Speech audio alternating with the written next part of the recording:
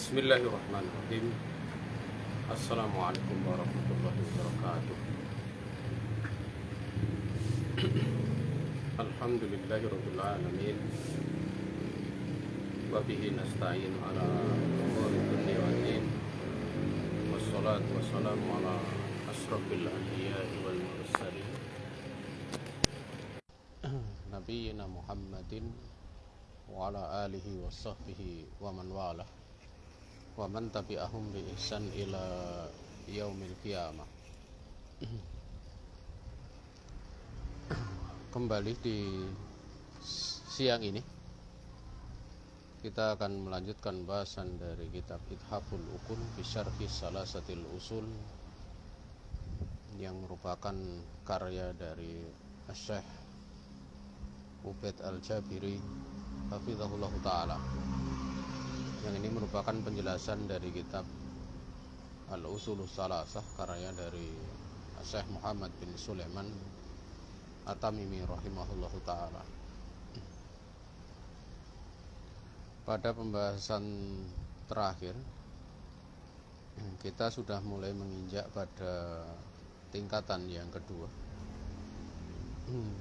dari tingkatan-tingkatan agama di dalam Islam, di mana tingkatan yang kedua itu adalah tingkatan al-iman, tingkatan keimanan. Setelah pada tingkatan yang pertama disebutkan tingkatan keislaman ataupun al-Islam, dan tingkatan tertinggi adalah tingkatan ihsan. Matan dari kitab ini sudah kita bahas pada pertemuan terakhir, di mana beliau menyebutkan tentang cabang keimanan yang ada jumlahnya 7. Riwayat disebutkan adalah 60 sekian cabang. Iman itu diterangkan oleh beliau hafizahullah ta'ala secara bahasa adalah at-tasdiq. Namun Syekh Muhammad bin Shalih Al-Utsaimin beliau memberikan catatan, mengartikan iman secara bahasa itu at-tasdiq. Dikarenakan dari sisi takdiyah ataupun dari sisi apa yang diberlakukan sasaran padanya, mutaadinya itu al-iman itu dengan biwasitoti harfil jar, dengan perantaraan huruf jar. Sementara at-tasdiq itu tidak demikian,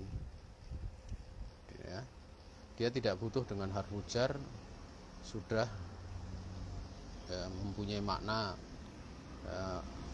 takdiyah padanya, sehingga beliau lebih membawa kepada makna al-iqrar yastalzimu al-qabula wal inqiyad. Beliau menjelaskan bahwa iman itu lebih tepatnya secara bahasa adalah pernyataan yang melazimkan untuk bersikap menerima dan bersikap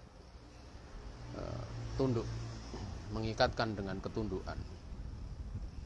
Dan makna secara bahasa yang beliau sebutkan al-iqraru yastalzimu al-qabula wal inqiyad itu sesuai dengan makna yang disebutkan secara makna istilah gitu.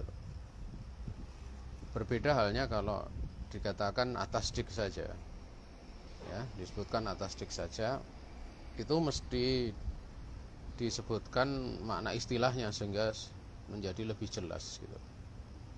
Tapi kalau kemudian dikatakan al-iqrar yastalzimu al-qabul wal inqiyad, ini jelas sekali gitu, bahwa makna istilah itu bersesuaian dengannya, sehingga dengan adanya kesesuaian secara makna lughah dan secara istilah, maka itu akan lebih lebih mencocoki untuk didefinisikan secara bahasa dengan definisi tersebut.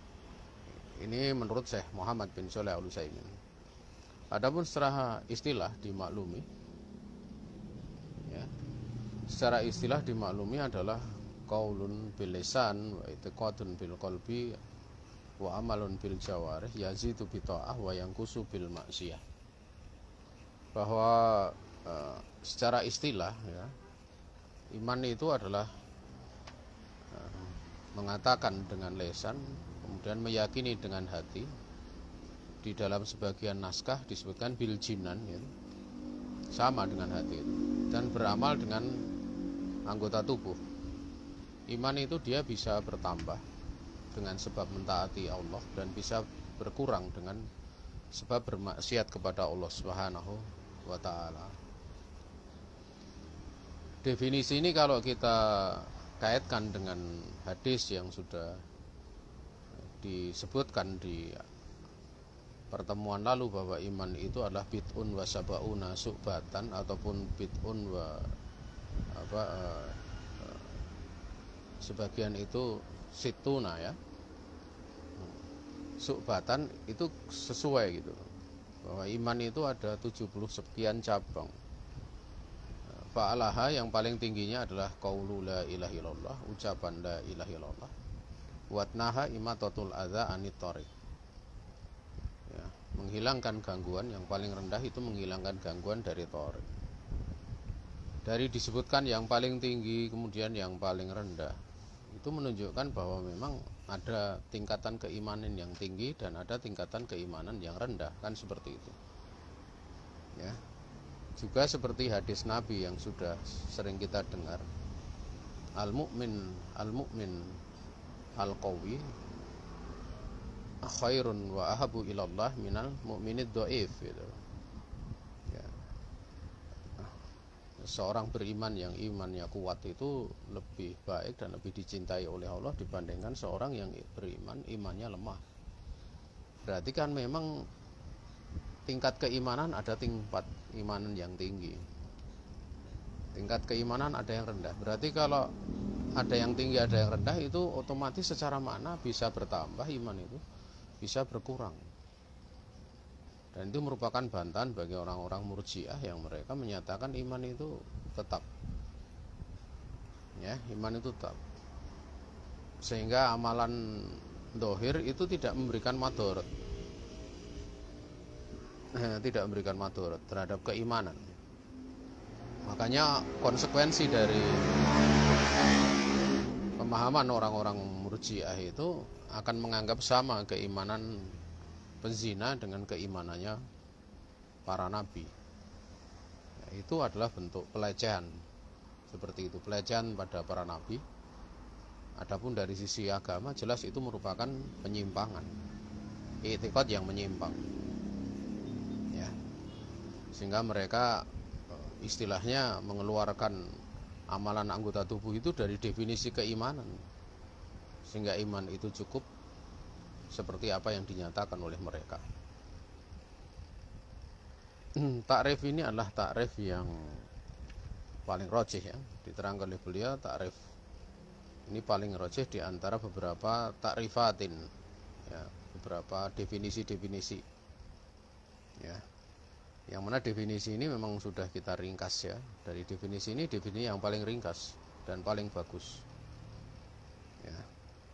Dan apa yang ditunjukkan di dalam definisi ini didasarkan kepada penunjukan yang ada di dalam kitab Allah. Demikian pula sunnah Rasulullah alaihi salatu wassalam. Di dalam firman Allah Ta'ala seperti dalam surat Al-Hujurat ayat yang ke-15, Allah Subhanahu wa ta'ala menyebutkan, innamal mu'minuna alladzina amanu billahi wa rasulihi thumma lam yartabu wa jahadu bi amwalihim wa anfusihim fi sabilillah ya. Sesungguhnya orang-orang yang beriman itu mereka adalah orang-orang yang amanu billah, orang-orang yang beriman kepada Allah, kepada Rasulnya. Kemudian mereka itu lam yartabu, mereka tidak ragu, wajahadu bi amwalihim, dan mereka ini berjihad dengan harta-harta mereka serta jiwa-jiwa mereka di jalan Allah Subhanahu wa ta'ala ya. Ya. Afan ya, saya sedikit ngantuk ini, jadi mudah-mudahan masih bisa membaca dengan karena biasanya beberapa kali pas ngisi kajian ngantuk seperti kalian pernah ngalami di waktu-waktu dulu ya. Mohon nanti kalau ada suatu koreksi kalian sampaikan aja, karena ini ada sedikit ngantuk saya. Ya. Jadi dalam ayat tersebut disebutkan ya, orang-orang yang beriman, yang sesungguhnya beriman itu orang yang memang beriman kepada Allah. Di situ di dalam, kalau dikaitkan dengan rukun keimanan ya, itu ada loncatan ya, beriman kepada Allah. Berbeda dengan apa yang disebutkan di dalam hadis antu'mina billahi wa malaikatihi wa kutubihi wa rusulihi wal yaumil akhir wa bil qadari khairihi wa syarrihi. Itu kan hanya disebutkan beriman kepada Allah, demikian pula beriman kepada Rasulnya ya. Dan memang terkadang di dalam penyebutan sebuah dalil ya tentang rukun keimanan itu ada yang disebutkan secara menyeluruh terkadang. Seperti yang disebutkan dalam hadis Jibril itu disebutkan secara menyeluruh. Tapi yang disebutkan di dalam surat Al-Baqarah ayat yang ke-177 itu cuma disebutkan 5 saja dari rukun iman ya. Kemudian di tempat lain disebutkan 1, yaitu tentang takdir. Kulla syai'in khalaqnahu biqadar. Segala sesuatu itu kami tentukan ketentuannya, kami ciptakan ukurannya, ketentuannya ya. Atau terkadang disebutkan kaitannya dengan yang diimani itu kan Allah Subhanahu wa ta'ala. Demikian pula dari yang 6 itu disifati dari sisi sifat kegoibannya gitu. Allah goib, malaikat itu goib ya. Bahkan kegoiban itu tidak cuma berlaku pada yang disebutkan pada rukun itu, rukun iman tersebut, tetapi apa yang dikhabarkan oleh Rasulnya, di situ kan ada yang goib seperti surga neraka ya. Makanya keimanan terhadap surga neraka itu masuk di dalam keimanan terhadap hari akhir ya. Hari akhir kan dia juga goib ya. Artinya kita saat ini belum menyaksikan. Termasuk pula misalnya malaikat, kita tidak menyaksikan, makanya dikatakan alamun goib. Dia adalah makhluk yang goib, tidak kita lihat. Kadang disebutkan dalam bentuk seperti itu gitu ya. Bahkan penyebutan seperti itu kaitannya dengan makhluknya pun berlaku gitu ya. Bahkan Syekh Muhammad bin Shalih Al-Utsaimin di dalam kitab Fathul Jalali wal Ikram itu menyebutkan wajibnya kita beriman dengan jin. Maksudnya beriman dengan jin itu bukan beriman kemudian taat ya, tetapi beriman wujudnya jin, bahwa jin itu wujud ada gitu loh ya. Beriman, percaya ya, sehingga tidak mesti kepercayaan itu disebutkan mesti mentaati dan yang lain sebagainya. Sebenarnya kalau kita beriman dengan jin itu rangkaiannya masuk dalam keimanan terhadap yang mana dari 6 ini ya. Beriman kepada apa? Kepada Allah, karena jin itu ciptaan Allah. Wa ma khalaqtul jinna wal insa illa liya'buduni, masuk di situ ya. Juga dari sisi tentang pentakdirannya, iman terhadap takdir ya. Karena memang jin itu diciptakan oleh Allah Subhanahu wa ta'ala ya, dengan iradah kauniyahnya, sehingga ada sebagaimana diri kita gitu loh. Ada sebagaimana diri kita. Wahakata. Juga pengkhabaran dari Rasulnya Muhammad alaihi salatu wasallam, di mana beliau pernah mendatangi sekelompok jin yang kemudian menyampaikan syariat, menyampaikan aturan Islam tatkala beliau ditemani oleh Abdullah bin Mas'ud radhiyallahu taala anhu. Nah,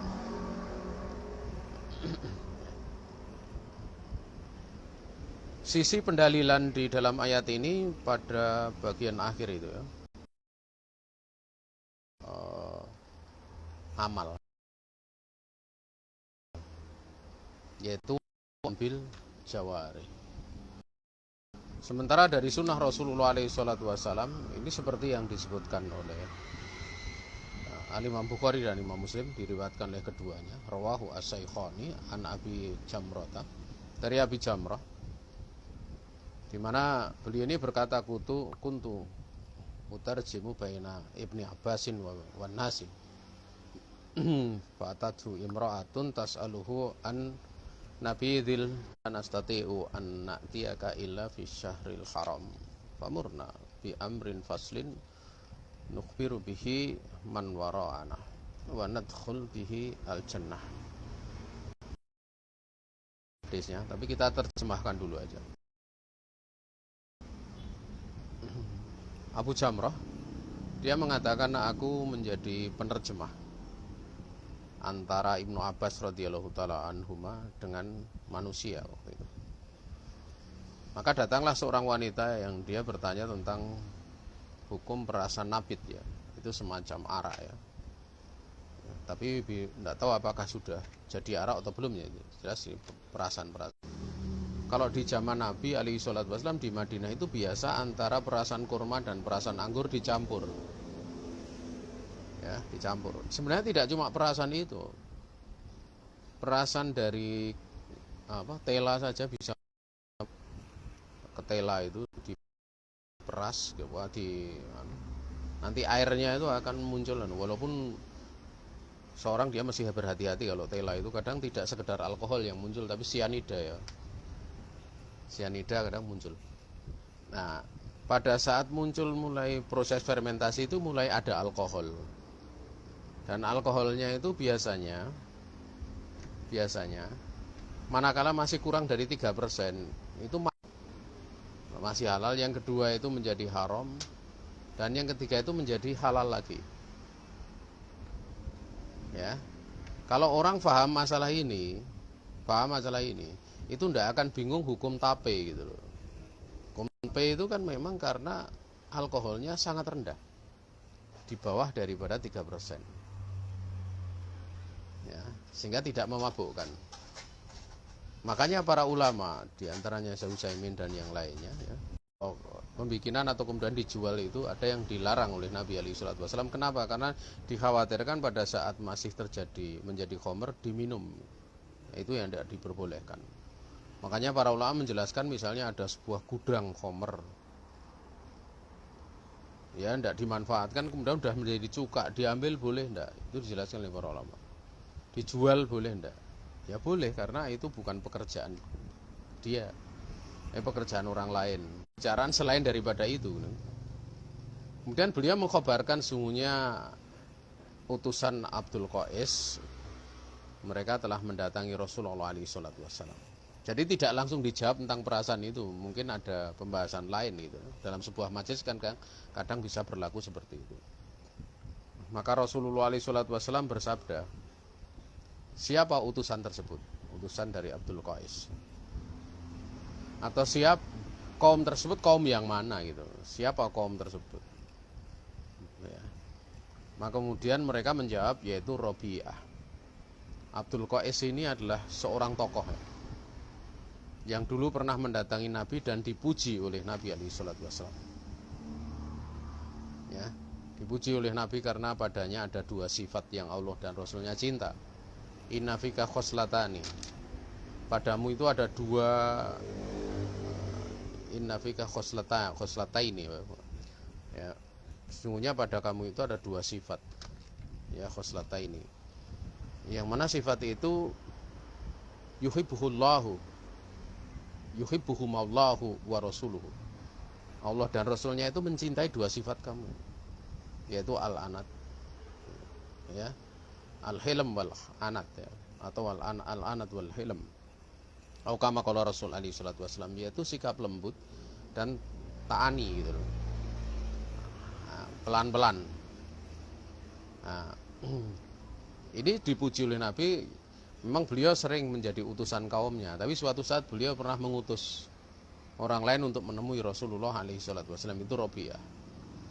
Maka Rasulullah SAW waktu itu menyambut ya, marhaban bil kaum au bil wafdi, selamat datang wahai kaum, selamat datang wahai utusan.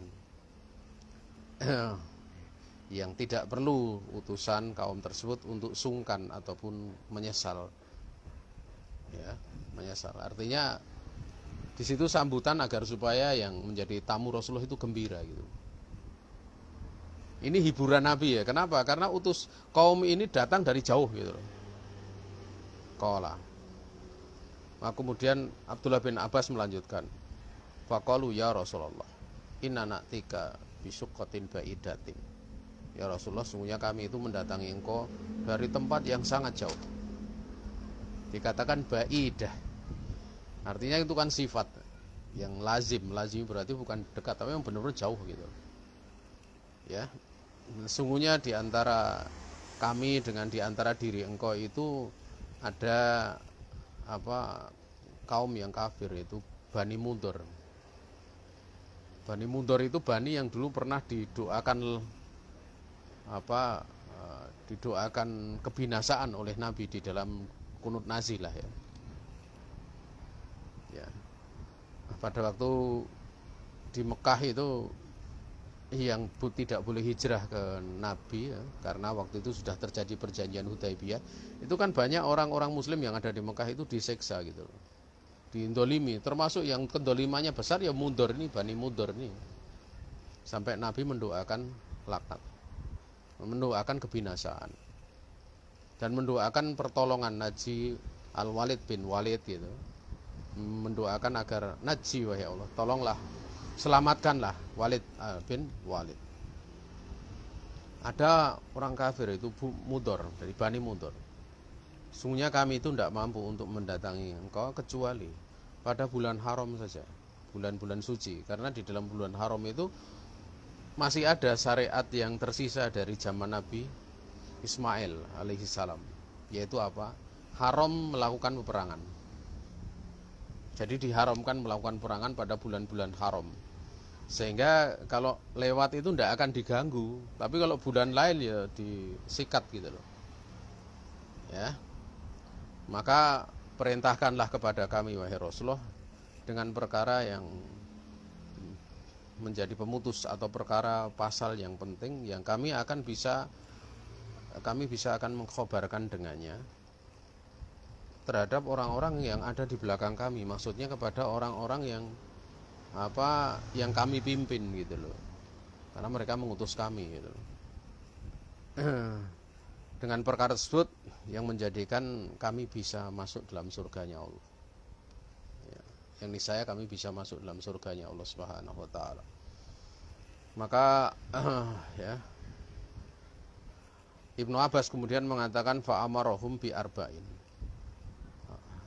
Rasul alaihi salatu wasallam merintahkan dengan 4 perkara, wa nahahum an arba'in, melarang mereka dari 4 perkara pula. Qala amarahum bil imani billahi wahdah. Nabi alaihi salatu wasallam merintahkan mereka untuk beriman kepada Allah semata-mata kepada Allah. Wa qala hal tatruna mal imani billah. Kemudian Nabi bertanya, apakah kalian tahu apa itu iman kepada Allah? Maka kaum tersebut ya, utusan, demikian kaum tersebut, Allahu wa rasuluhu a'lam. Ini luar biasa ya. Jadi orang-orang walaupun dari tempat yang jauh itu pun kalau ditanya oleh Nabi jawabnya bisa bagus itu. Allah dan Rasulnya lebih tahu. Allah dan Rasulnya lebih tahu ini kalau di dalam permasalahan ilmu agama itu tetap berlaku walaupun Rasul sudah meninggal. Walaupun Rasul sudah meninggal, itu tetap tahu gitu. Kenapa? Karena qaulullahi ta'ala haqqun walazimuhu haqqun. Firman Allah itu hak dan yang melazimi dari firman Allah juga hak. Demikian pula qaulur Rasul alaihi salatu wasallam hakun walazimuhu hakun. Ya. Sabda Nabi itu benar, hak. Dan yang melazimi dari sabda Nabi itu hak. Jadi kalau misalnya kita tanya misalnya hukum bayi tabung gitu misalnya, hukum bayi tabung. Kalau dari sisi ilmu syariat itu sudah tercakup di dalam pengetahuan Allah dan Rasulnya. Tapi kalau dari sisi qadariyah kauniyahnya, nah itu Rasul tidak tahu. Kalau Allah maha tahu qadariyah kauniyahnya gitu. Tapi kalau Rasul tidak tahu, kenapa? Karena Rasul sudah meninggal, jadi yang terjadi setelahnya ada bayi tabung tidak tahu Rasul. Tapi kalau dari sisi ilmu itu sudah tercakup semuanya, berada dalam cakupan pengetahuan Rasulullah SAW. Makanya kalau ada orang alim ya, yang dia berfatwa tentang hukum bayi tabung, itu sepinter-pinter orang alim tersebut menjelaskan itu tetap Rasulullah lebih pinter gitu. Allah wa rasuluhu a'lam. Namun sering para ulama menggunakan kalau setelah Rasul meninggal itu dikatakan Allahu a'lam saja. Kenapa? Karena kebanyakan orang tidak paham. Nanti kalau diterangkan Rasul alam, bukan, Rasul kan sudah meninggal gitu. Nah, sementara penjelasan dari sisi ilmu syar'i yang tadi telah jelaskan itu kan agak panjang. Tapi dikatakan Allahu a'lam itu lebih selamat. Ya, lebih selamat. Oleh karena itu di dalam beberapa naskah ya itu diucapkan Allah wa rasuluhu a'lam itu kalau Rasul masih hidup. Adapun Rasul sudah meninggal cukup Allahu a'lam. Qala, kemudian Rasul alaihi salatu wasallam pun bersabda, syahadatu alla ilaha illallah wa anna muhammadan rasulullah wa iqamus shalah wa itauz zakah wa shaumu ramadan wa antu addu khamsan minal maghnami. Al hadits. Ya. Ditanya iman, jawabannya Nabi apa? Rukun Islam. Persaksian bahwa tidak ada ilah yang disembah dengan hak kecuali Allah. Bahasa Nabi Muhammad alaihi salatu wasallam adalah utusan Allah. Kemudian menegakkan sholat, menunaikan zakat, puasa Ramadan, dan engkau membayar ya, khumusan, bukan khamsan tadi apa? Antu adu khumusan minal maghnam. Engkau membayar 1/5 daripada ghanimah. Artinya 1/5 itu kan diserahkan untuk Allah dan Rasulnya dari harta ghanimah. Di situ tidak disebutkan haji gitu. Ya, tidak disebutkan haji. Ini menunjukkan bahwa apa? Bahwa memang amal soleh itu termasuk masuk dalam cakup keimanan. Ya. Masuk dalam cakupan keimanan sebagaimana dalam definisi yang tadi telah dijelaskan. Maka beliau hafizahullah taala mengatakan fasyahid minhu tafsirun Nabi alaihi salatu wasallam al-imana bi a'malil islami adh-dhahirati. Syahid dalam hadis ini adalah penafsiran dari Nabi alaihi salatu wasallam bahwa iman itu ditafsirkan oleh beliau dengan amalan-amalan Islam yang zahir, yang nampak. Ya. Sebagaimana disebutkan dalam hadis tersebut. Kemudian qala Syekh rahimahullah taala huwa bid'un wa sittuna su'batan atau sab'una su'batan. Ya, karena ada dua riwayat ini ya. Ya. A'laha yang tertinggi itu qaulu la ilaha illallah. Wa adnaha yang paling rendahnya imatatul adza anit thariq. Menghilangkan gangguan dari jalan. Menghilangkan gangguan dari jalan itu sebenarnya masuk di dalam fikih ibadah atau fikih muamalah. Sebenarnya masuk di dalam fikih apa? Muamalah. Karena supaya manusia tidak terganggu waktu lewat. Ya. Tapi kalau la ilaha illallah itu dia bukan masuk dalam fikih, Pak. Iktikad gitu loh. Keyakinan. Akidah. Ya. Sehingga di sini kita bisa melihat ya kalau dikatakan bahwa imatatul adza anit thariq itu diletakkan yang paling rendah. Itu kan akhlak gitu loh. Nah, ini bantahan bagi orang yang sering memutlakan agama itu akhlak. Kadang dengan hadis bu itu li utamima makarimal akhlak. Lapat bu'itsu li utammima makarimal akhlak. Aku diutus untuk menyempurnakan. Artinya menyempurnakan sebelumnya sudah ada akhlak. Jadi pada waktu Nabiullah Muhammad SAW diutus bukan berarti tidak ada akhlak. Ada.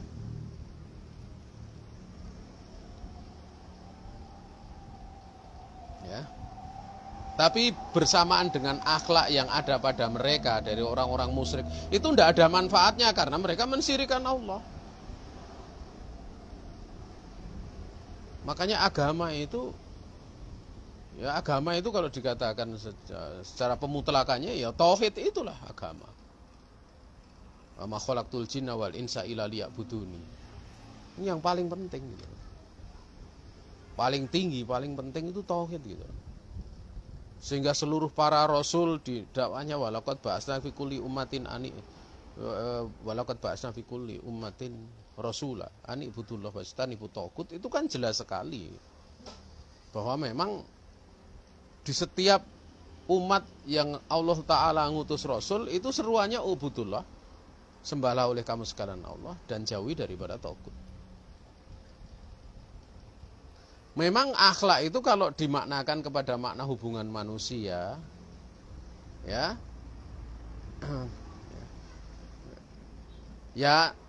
enggak benar kalau dikatakan agama itu porsi terbesarnya akhlak, enggak benar kalau itu. Tapi kalau misalnya yang dimaksud dengan akhlak itu adalah akhlak kepada Allah, akhlak kepada Rasul, akhlak kepada seluruh manusia, bahkan akhlak pada diri kita sendiri, bahkan akhlak kepada harta kita sendiri, ya benar memang agama itu akhlak. Benar. Bagaimana kita berakhlak kepada Allah. Orang kalau mensyirikan Allah enggak punya akhlak berarti kepada Allah. Enggak punya adab kepada Allah Subhanahu wa taala. Sebagaimana Rasul alaihi salatu wasallam yang tadi menyebutkan yang sudah kita singgung pada pembahasan terus di awal gitu atau sebelumnya.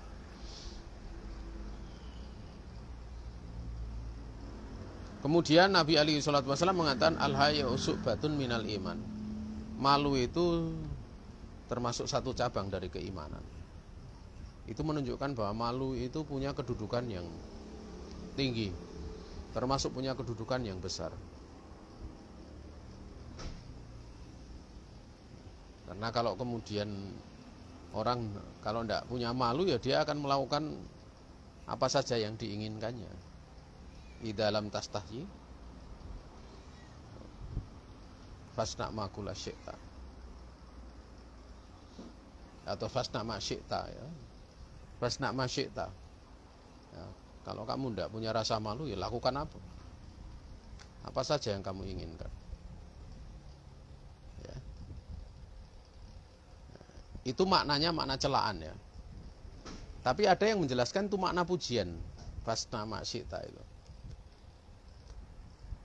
Nah, artinya apa? Kalau kamu itu mau melakukan sebuah perbuatan yang tidak perlu kamu untuk malu padanya, lakukan saja. Itu makna pujian. Nah, jadi ada dua makna. Makna pujian misalnya seperti ini. Orang sholat, enggak perlu malu kan, perbuatan sholat kok malu. Perkara-perkara yang kamu enggak perlu, pada perkara-perkara yang seorang enggak perlu malu, lakukan saja gitu. Seperti sholat, bayar zakat. Masa bayar zakat malu, ngaji malu, kan gitu. Kalau ada orang ngaji malu, itu bukan malu namanya, tapi jaben namanya. Jaben itu penakut, pengecut, takut. Sebenarnya dia bukan malu, karena malu ditempatkan pada kebaikan itu tidaklah tepat. Masa orang mau sholat malu, mau dapat kebaikan malu, ya. Kalau misalnya malu diberi uang itu masih wajar gitu loh, masih wajar gitu. Tapi kalau malu misalnya mau kebaikan kok malu, itu bukan malu namanya, ya, tapi penakut, jaben. Makanya ada dua jenis manusia yang dia tidak akan pernah mendapatkan ilmu, tidak akan bisa mendapatkan ilmu. Yang pertama itu mustakbirun, orang yang sombong. Yang kedua itu mustahyi, orang yang malu. orang yang malu. Maksudnya malu di situ bukan malu sebenarnya, tapi jaben. Ya. Ini datang dalam hadis al-imanu bid'un wa sittuna su'batan. 60 sekian cabang au bid'un wa sab'un su'batan, atau 70 sekian cabang. Yang paling tinggi tadi sudah disinggung, kemudian paling rendah demikian pula haya. Itu bagian daripada keimanan.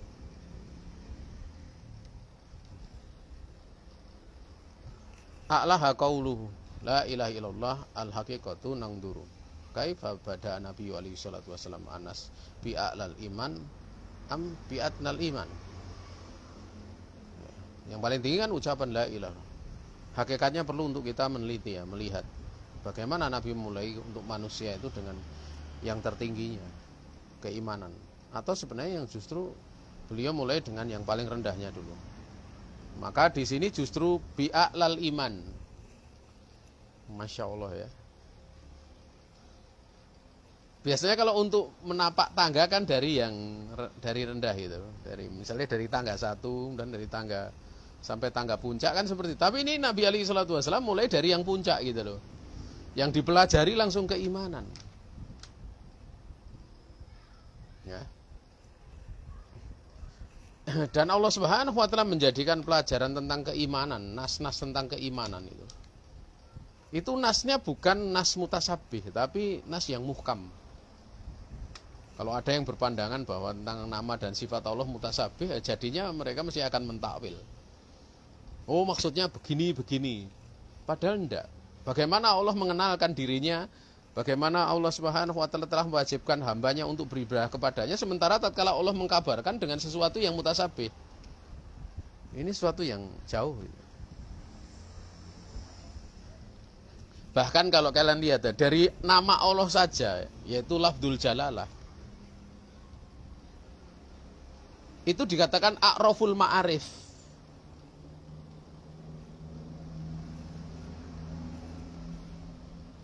Ya, paling makrifat di antara makrifat-makrifat. Kan kita tahu dalam bahasa Arab makrifat itu ada domir, ya. Itu kan dikuatkan, yang lebih kuat itu kan domir sebenarnya. Tapi khusus untuk ini nama, yaitu ya, penamaan Allah, yaitu lafdzul jalalah, itu adalah apa? A'raful ma'arif. Dia paling makrifat di antara yang makrifat. Ya. Dan kita bisa mengetahui ya, keberadaan Allah Subhanahu wa taala itu dari yang diciptakan. Makanya makhluk dikatakan alam. Alam itu kan tanda. Dikatakan alam tanda kenapa? Karena dia bisa yadulu ala khaliqihim atau khaliqihin. Bisa menunjukkan kepada yang menciptakan dari kesemuanya itu, yaitu Allah tabaraka wa ta'ala. Ya.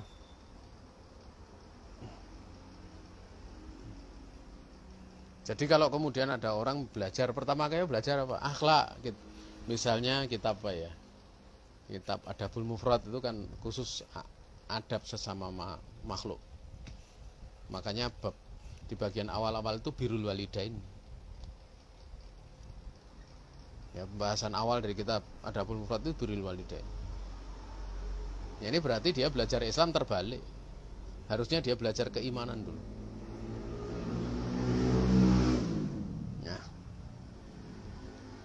Wadhalikum anahu ala sabilil mithal fi hadisin bu'itha Mu'adun ilal yamani qala ali Mu'adin innaka ta'ti qauman min ahlil kitab, min ahli kitabin. Kalau di sini dalam kitab ini setahu saya pakai min ahlil kitab ya, pakai alif lam. Bal yakun awwalu ma tatuhum ilaih syahadata ala ilahi illallah. Bisa dibaca awwala, bisa dibaca awalu. Tapi nanti khobarnya dari syahadata bisa menjadi syahadatu, tergantung dari isim kananya. Maka jadikanlah yang pertama kamu seru kepadanya itu persaksian bahwa tidak ada ilah yang disembah dengan hak kecuali Allah Subhanahu wa ta'ala. Dan ini pelajaran yang berharga bahwa Mu'ad bin Jabal diutus Nabi untuk menghadapi ahlul kitab. Coba kalian lihat, Mu'ad bin Jabal itu siapa? Dialah seorang alim. Seorang alim. Dan apakah Mu'adz bin Jabal pernah belajar kitab Injil dan kitab Taurat? Enggak. Beliau alim mempelajari kitabullah dan sunnah Rasul. Artinya di sini mendakwai orang Nasrani, mendakwai orang Yahudi itu enggak butuh bolak-balikkan Injil dan Taurat. Ada orang yang karena dia mantan penginjil kemudian masuk Islam kemudian dakwah, akhirnya dakwahnya kacau. Yang dicela kemudian ilah-ilah mereka, sehingga yang terjadi bukan mereka tambah tertarik, tambah benci gitu. Tapi coba kalau kalian lihat ya, diutus di situ Mu'adz. Mu'adz itu adalah orang yang paling mengetahui tentang halal haram dari sahabat Nabi SAW. Beliau seorang alim. Justru kalau kita mau melihat ya, yang pernah mendapatkan pelajaran isi-isi kitab Injil dan Taurat itu yang mungkin cuma Zaid bin Tsabit. Adapun Umar tatkala memegang lembaran ditegur oleh Nabi dengan teguran keras. Tapi kalau Zaid bin Tsabit itu kan sering membaca surat Rasulullah dari para rahib, dari para ulama-ulamanya mereka, ahli ilmunya, ahli ibadah kan sering datang surat, kitab dan yang sebagainya. Nah itu nanti oleh Zaid bin Tsabit itu diterjemahkan ke bahasa Arab. Ya, dibacakan, diterjemahkan bahasa Arab supaya Nabi tahu isinya, oh ini begini-begini. Kemudian Nabi nanti membantah, menulis balik. Oleh Zaid bin Tsabit, bantahan itu ditulis dalam bahasa mereka, bahasa Ibrani, bahasa Syriani gitu. Sehingga di situ kalau kita lihat, apakah Zaid bin Tsabit belajar Taurat, belajar Injil? Enggak. Beliau mengetahui karena membaca surat itu saja dengan izin Rasul di bawah pengawasan Rasul, karena sekretarisnya. Dan di situ pada waktu Zaid bin Tsabit menerjemahkan bantahan dari Nabi, jawaban surat dari Nabi, itu berarti kan bimbingan sunnahnya ini, jawabannya adalah ini, kan gitu. Artinya di sini Zaid bin Tsabit radhiyallahu ta'ala anhu, beliau mendapatkan bimbingan Nabi bagaimana menghadapi orang-orang dengan pemikiran Yahudi dan Nasrani. Dan Nabi SAW di dalam memberikan bimbingan kan beliau tidak kemudian mencari Tauratnya mana, Injilnya mana, anda. Beliau menyampaikan dari sunnah beliau, dari wahyu dari Allah Subhanahu Wa Taala. Di sini jelas sekali ya bahwa di dalam berdakwah itu seorang dia punya ilmu dulu, yang paling penting. Ya, yang paling penting. Kita mudah saja ya. Orang misalnya ya, dia mengatakan 2 kali 5 itu 10, tapi dengan ilmu, kita katakan benar. Tapi kalau ada anak 4 tahun yang belum bisa berhitung, kemudian dia katakan 2 kali 5 berapa, kemudian dia jawab 10, itu mesti meramal. Karena dia nggak akan tahu 2 kali 5, 10 itu seperti apa. Mesti dia menduga-duga, makanya anak-anak kecil itu kalau ditanya, itu kadang duga, 8. Ya salah, 9, kayak gitu. Beda coba kalau yang tahu ilmu, misalnya anak kelas 3, 2 kali 5 berapa, 10. Oh, kemudian gurunya ngetes, salah ya, yang benar 11. Enggak, 10. Karena dia dibangun di atas ilmu. Jadi menyampaikan urusan agama itu dibangun di atas ilmu, bukan di atas duga-duga. Makanya kalau berfatwa dengan ilmu, di atas ilmu, seperti ulama itu kan walaupun terjatuh pada kesalahan, tetap dia dapat pahala 1. Berbeda kalau seorang dia berfatwa tanpa ilmu. Man afta bi ghairi ilm, ya, fakana ismuhu alaman aftahu. Mau ngalaman yufti di dalam sebagian riwayat. Barang siapa berfatwa tanpa ilmu, maka dosanya bagi orang yang berfatwa. Makanya kalau orang belum punya ilmu, misalnya ada sesuatu, ya sudah, orang pada kondisi itu dia minta penjelasan, tidak usah dijawab, karena dia pun nggak punya ilmu. Tapi kalau kemudian orang tersebut yang dia butuh untuk beristihad dalam kondisi khusus, dia istihad sendiri sesuai dengan kemampuannya, itu dimaafkan. Tapi memfatwakan orang lain itu butuh pembahasan gitu. Berfatwa untuk orang lain itu bukan perkara ringan. Ya, bukan perkara ringan. Wallahu ta'ala a'lam. Makanya tatkala ada seorang sekelompok lelaki di masa Nabi pergi, kemudian salah satu kena bagian kepalanya kena batu, kemudian junub, mau tayamum tapi kaum teman-temannya tidak memperbolehkan, sampai kemudian dia mandi dan mati, meninggal. Ditanyakan hal demikian kepada Nabi, ya Nabi langsung mengatakan apa? Qataluhu, mereka telah membunuh dia. Qatalahumullah, mudah-mudahan Allah membinasakan mereka. Ya. Karena fatwanya ngawur. Karena sifaul ayyi itu as-su'al. Obat dari seorang tidak punya ilmu, tidak punya pengetahuan, dia bertanya. Dia bertanya. Nah ini penting ya seperti itu agar supaya seorang. Karena sudah mulai ini mau jam berapa ya? Jam 2 ya. Kita cukupkan pembahasan kita sampai di sini ya. Besok kita lanjutkan ya.